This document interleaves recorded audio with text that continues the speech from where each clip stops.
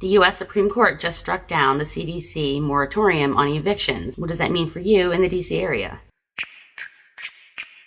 The federal eviction ban had been looked at as a way to help renters who were in a bad position due to coronavirus. Now that this eviction ban has been ruled unlawful, they're going to be looking into assistance they can do directly to the renters and things like that, which may have been the route to go all along. 22 million Americans are what you would call mom and pop landlords. 59% of rental properties carry a mortgage on them, with the owners making payments monthly to their bank. While most homeowners are able to take advantage of the forbearance options that the banks have been allowing, investors, anybody who owns a property that they don't actually live in, weren't able to take advantage of those forbearance options. So they were either stuck with a tenant not paying and them having to make up the difference, or the bank was allowed to foreclose. They really didn't have other assistance options, and there really weren't other assistance options set up for these small individual landlords that had a mortgage that they needed to cover with those rent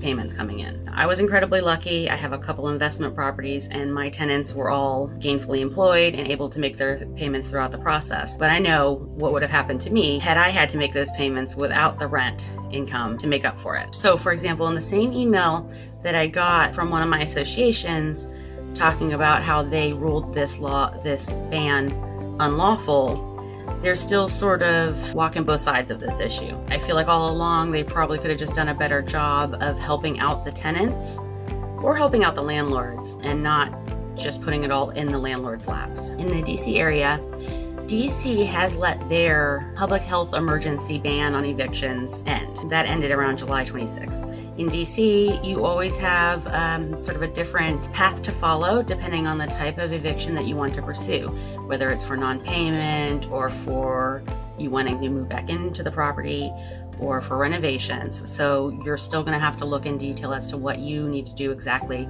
to move forward with any eviction process. In Virginia, they still have their own protections in place for tenants. So you're still not able to evict anyone who's receiving unemployment benefits and experienced other financial hardship, as well as a few other issues, until June 30th next year. Maryland, they do have some protections, but it's only on 14 specific locations where they have high COVID rates, and they're citing the fact that it would possibly increase the health consequences if they allowed people to evict en masse in those areas as well. I have a link below to the show notes, as well as some more detailed information for your resources if you need to know what to do now, whether you're a renter that may be evicted or a homeowner who needs to start the process. And please do remember to like and subscribe. I've got tons more planned for you.